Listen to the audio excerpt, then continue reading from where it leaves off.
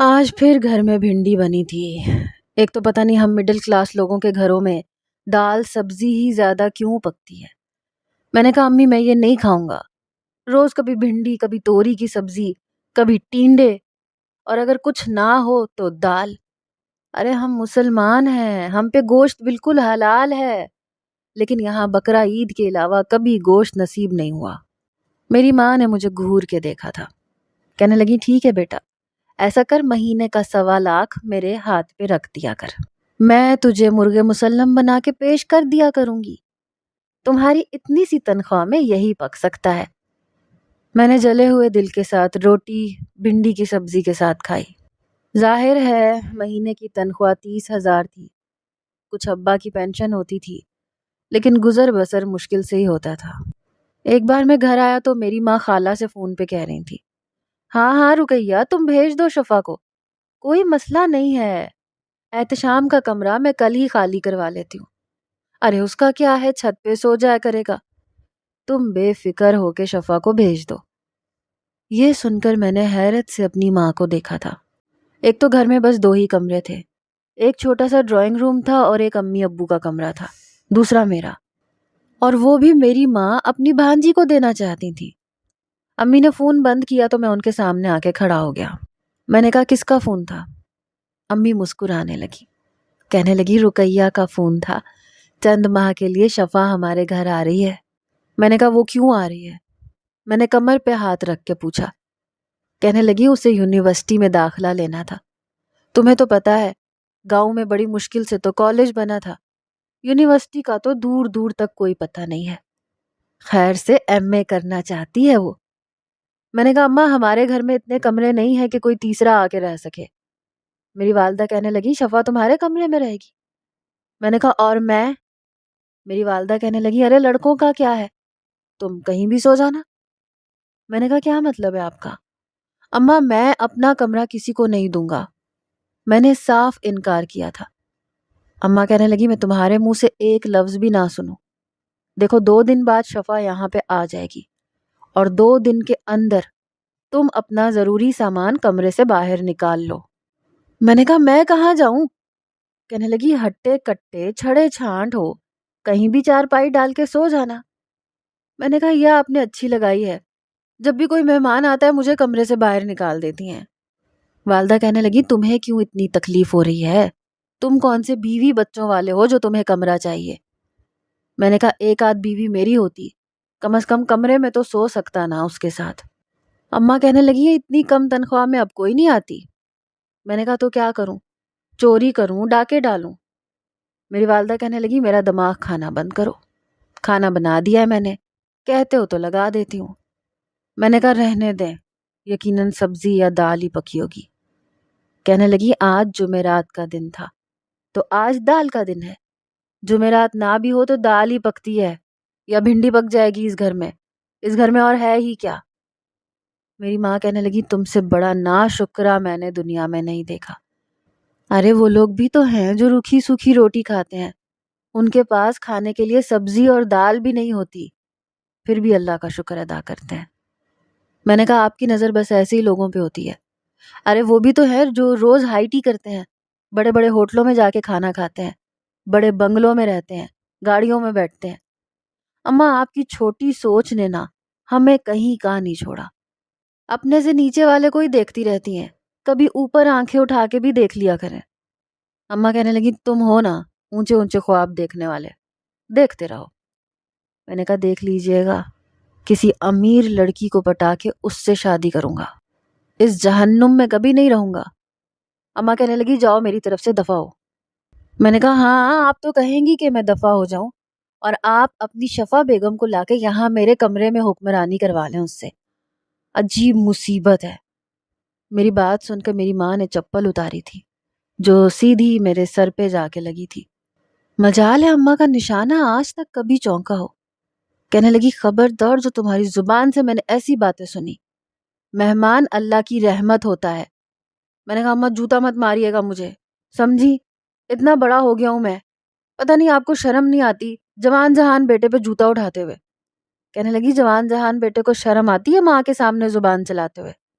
یاد رکھنا اگر تم نے شفا کے سامنے کوئی بھی الٹی سیدھی بات کی تو ایسے جوتے کھاؤ گے مجھ سے۔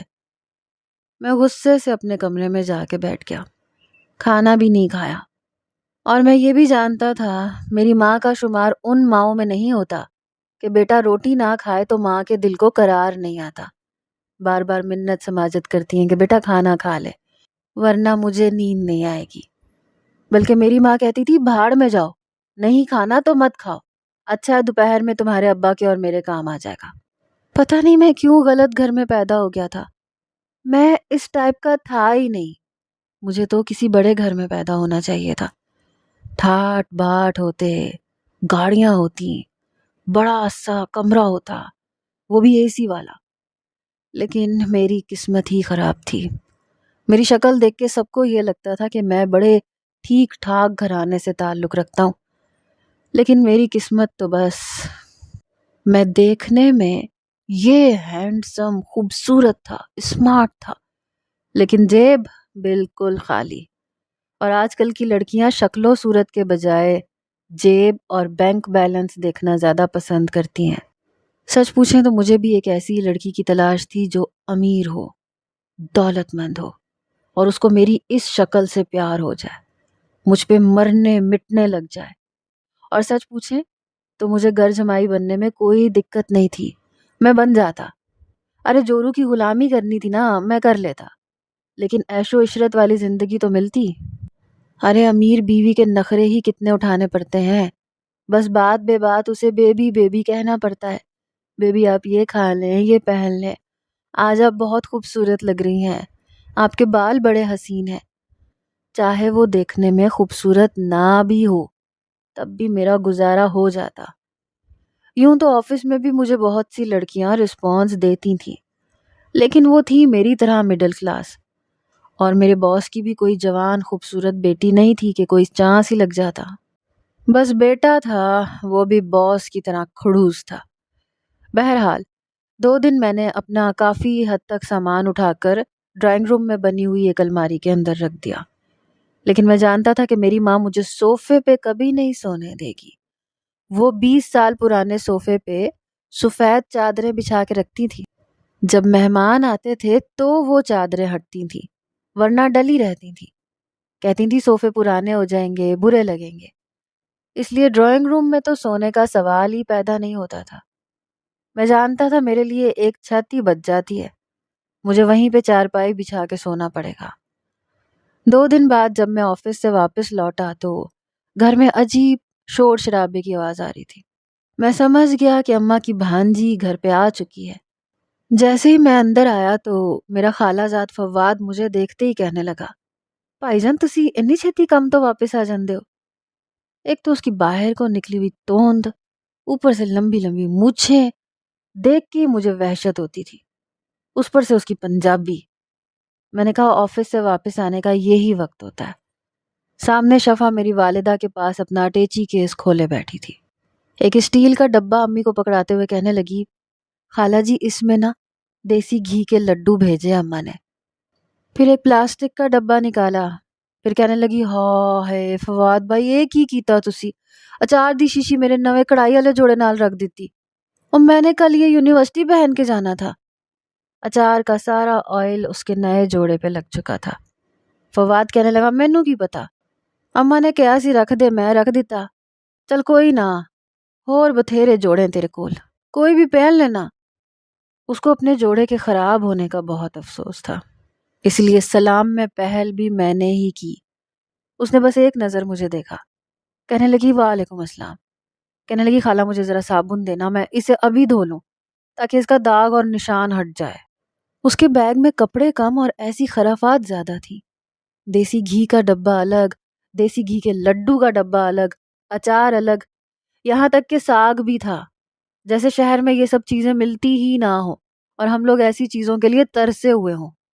میری ماں بڑی خوشی سے سارے ڈبے نکال نکال کے فریج میں رکھ رہی تھی، کہنے لگی رقیہ نے ساگ بھیج کے تو بہت ہی اچھا کیا۔ میں فواد کے ساتھ بیٹھ گیا، میں نے کہا یار تمہارے گاؤں میں دیسی مرغی نہیں ہوتی؟ کہنے لگا ہوتی ہے کیوں نہیں ہوتی، سارا کچھ ہوتا ہے جی۔ میں نے کہا تو 2-4 وہ بھی پکڑ کے لے آنی تھی، اسی بہانے ہمارا بھی کچھ بھلا ہو جاتا۔ یہ سن کر فواد کو تو شاید میری بات سمجھ میں نہیں آئی، پر امی مجھے گھورنے لگی، کہنے لگی سارم جا کے منہ ہاتھ دھو، میں نے بریانی بنائی ہے۔ یہ سن کر میری بات سے کھل گئی۔ میں نے کہا بہت بہت شکریہ آپ کا، آج شکرانے کے نفل ادا کروں گا کہ ہمارے گھر میں بھی کچھ اچھا پک گیا۔ میری ماں نے مجھے غصے سے کھا جانے والی نظروں سے دیکھا تھا، پھر شفا سے کہنے لگی اس کی عادت مذاق کرنے کی ہے۔ میں نے کہا یہ ایک عادت تو بچ گئی تھی میری۔ بہرحال میں ڈرائنگ روم میں گیا، جا کے اپنے کپڑے تبدیل کیے، کیونکہ میرا کمرہ تو خیر سے شفا بیگم کا ہو چکا تھا۔ رات کا کھانا میں نے پیٹ بھر کے کھایا، بڑے عرصے بعد جا کے بریانی بنی تھی۔ پھر اماں نے گاجر کا حلوہ دیا، کہنے لگی تمہاری خالہ نے بھیجا ہے۔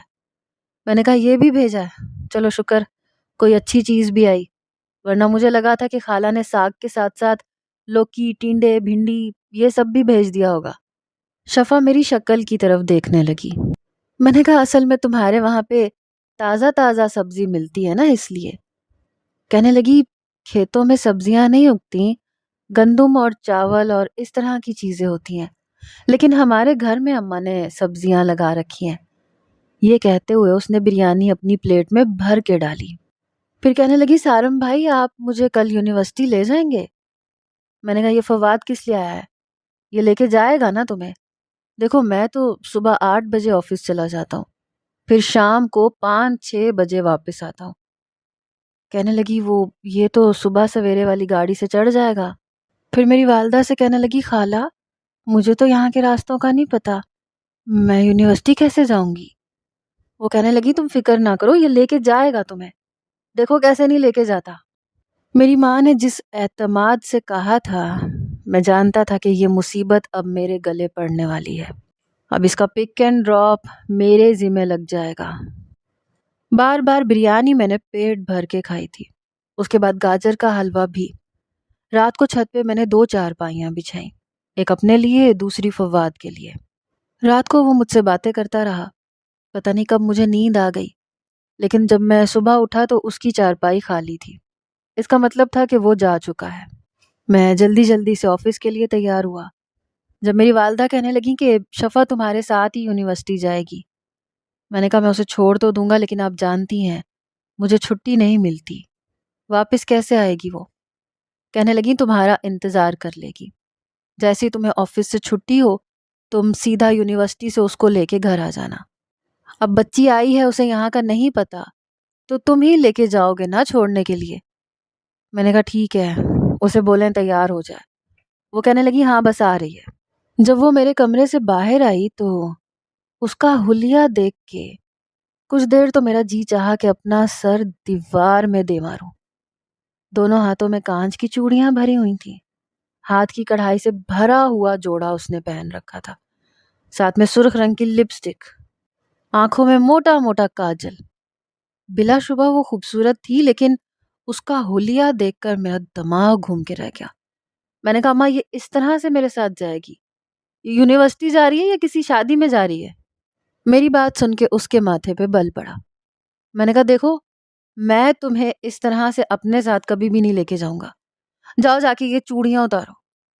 وہ میری والدہ کی طرف دیکھنے لگی۔ میری والدہ کچھ کہتی تو میں نے اس سے پہلے کہا اماں آپ چپ رہیں، یہ کوئی حلیہ ہے یونیورسٹی میں جانے والا؟ جاؤ جا کے چوڑیاں اتارو ساری، اور یہ لپسٹک صاف کرو۔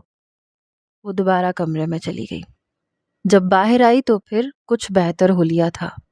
میں نے کہا اپنی ڈاکیومنٹس کی فائل لے لینا۔ کہنے لگی وہ میں نے بیگ میں رکھ لی ہے۔ میں نے اسے لیا اور اسے یونیورسٹی میں چھوڑ دیا۔ اس کا داخلہ ہو چکا تھا، اس لیے اب وہ روزانہ میرے ساتھ یونیورسٹی جاتی اور 5 بجے تک وہیں بیٹھی رہتی تھی۔ ویسے بھی یونیورسٹی کی 2 شفٹیں تھیں تو وہ 5-5:30 بجے تک ہی آف ہوتی تھیں۔ اماں کو یہ فائدہ ہو گیا کہ وہ کافی کاموں میں اماں کا ہاتھ بٹا دیتی تھی۔ لیکن ایک چیز میں نے نوٹ کی تھی کہ دال اور سبزی وہ بھی خوش ہو کے نہیں کھاتی تھی۔ کہتی تھی کہ آپ کی اور اماں کی قسمت میں زیادہ فرق تو نہیں ہے۔ میری والدہ آنکھیں دکھانے لگی۔ کیا مطلب؟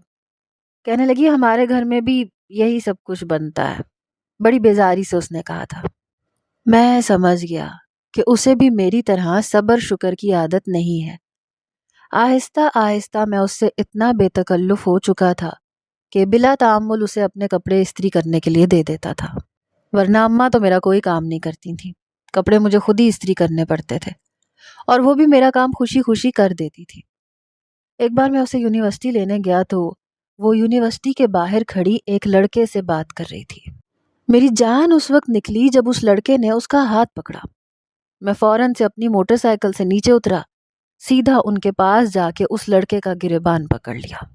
میں نے کہا تمہاری ہمت کیسے ہوئی میری بہن کا ہاتھ پکڑنے کی؟ یہ کہہ کے میں نے اس کے منہ پہ ایک کے بعد ایک تھپڑ مارنے شروع کر دیے۔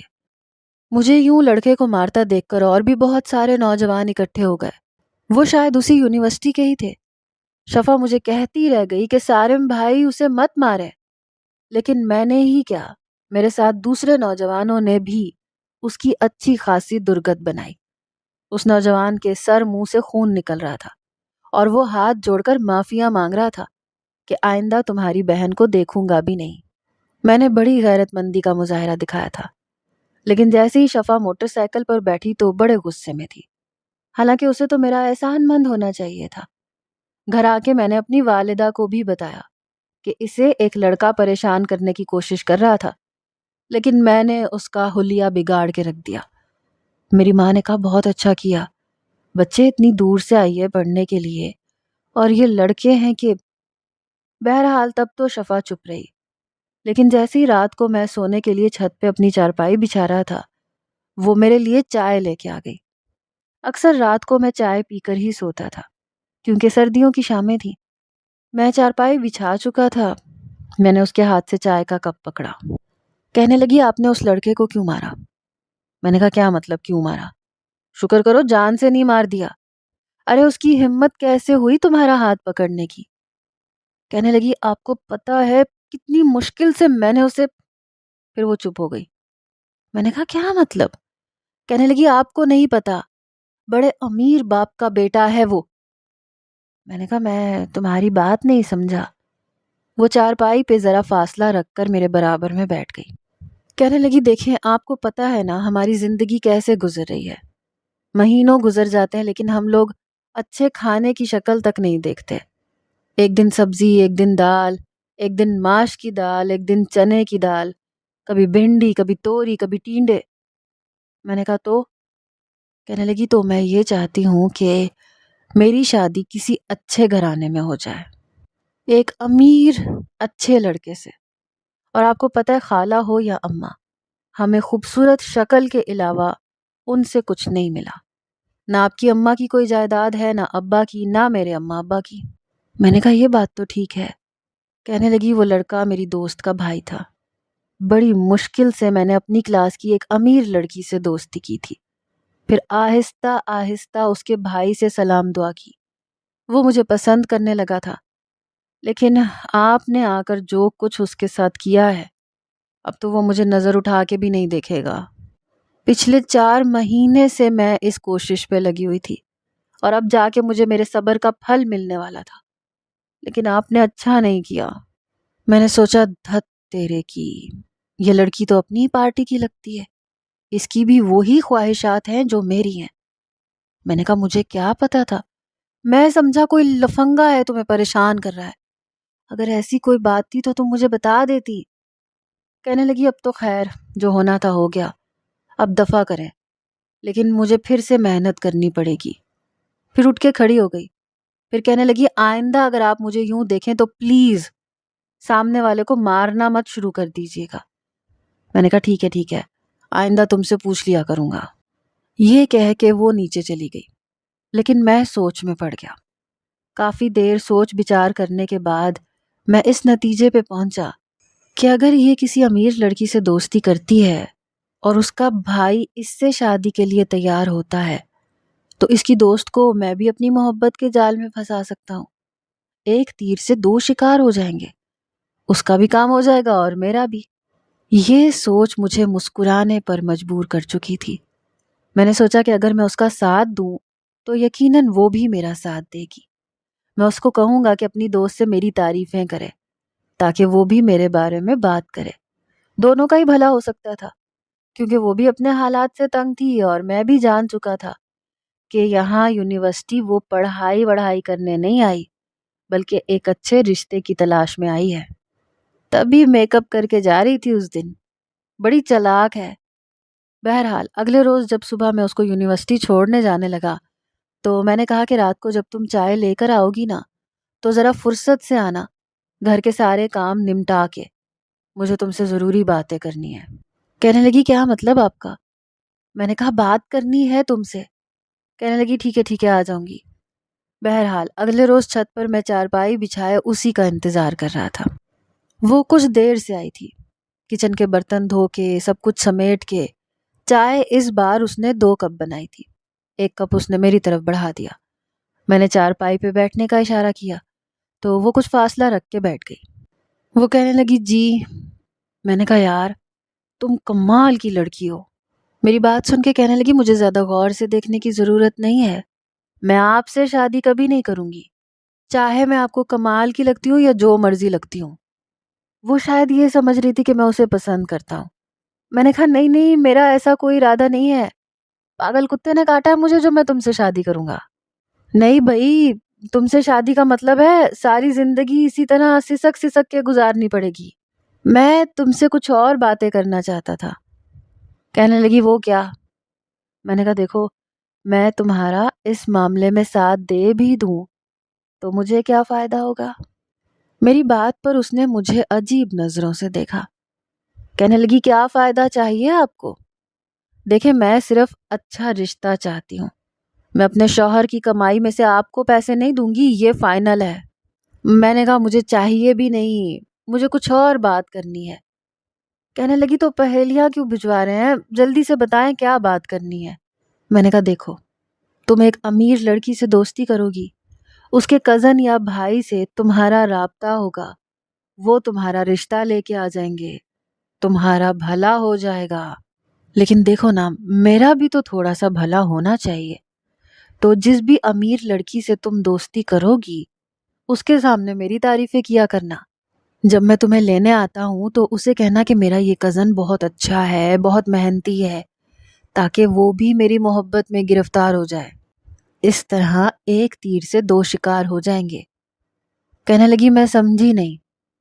میں نے کہا تمہاری دوست مجھ سے محبت کرنے لگے گی تو اس کی شادی مجھ سے ہو جائے گی۔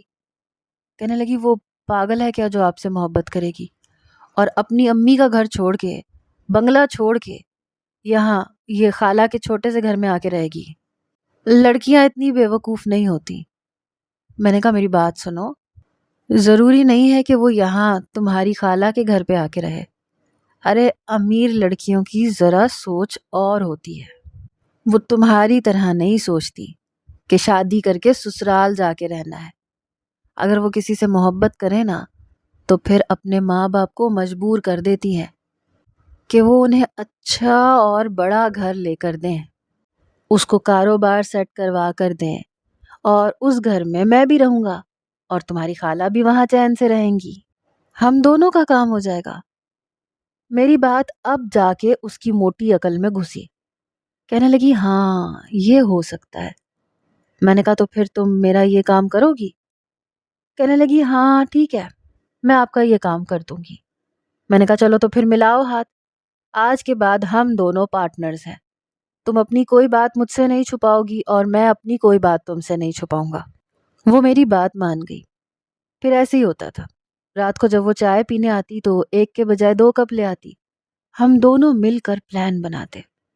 1 مہینے بعد اس کی ایک امیر لڑکی سے دوستی ہو گئی جو دیکھنے میں زیادہ خوبصورت نہیں تھی، بس معمولی شکل و صورت کی تھی، لیکن بہت امیر تھی۔ میری خوشی کی انتہا اس دن دیکھنے والی تھی جب پہلی بار شفا نے مجھے نرمین سے ملوایا۔ وہ کہنے لگی یہ میرے کزن ہے، بہت اچھی فرم میں جاب کرتے ہیں۔ پہلی ہی نظر میں جیسے اس نے مجھے دیکھا تھا میں اسے ضرور اچھا لگا تھا، کیونکہ ہماری شکل و صورت بہت اچھی تھی۔ میں نے کہا کہ اور کچھ تو کام آ نہیں سکتا، ہو سکتا ہے یہ شکل میرے کچھ کام آ جائے۔ پہلی بار میرا دل اس وقت دھڑکا جب نرمین نے میری طرف ہاتھ بڑھایا مجھ سے ہاتھ ملانے کے لیے۔ شاید امیر لوگوں میں یہ معمولی بات ہوتی ہوگی، میں نے فوراً سے ہاتھ آگے بڑھا دیا۔ پھر شفا سے کہنے لگی تمہارے کزن تو بالکل فلمی ہیرو جیسے ہیں، بہت ڈیشنگ پرسنالٹی ہے۔ اس کے منہ سے اپنی تعریف سن کر میرا دل بانسری بجانے لگا، لیکن میں نہیں جانتا تھا کہ اس کے بعد میری زندگی میں ایسے ایسے انقلابات بھی آ سکتے ہیں، کیونکہ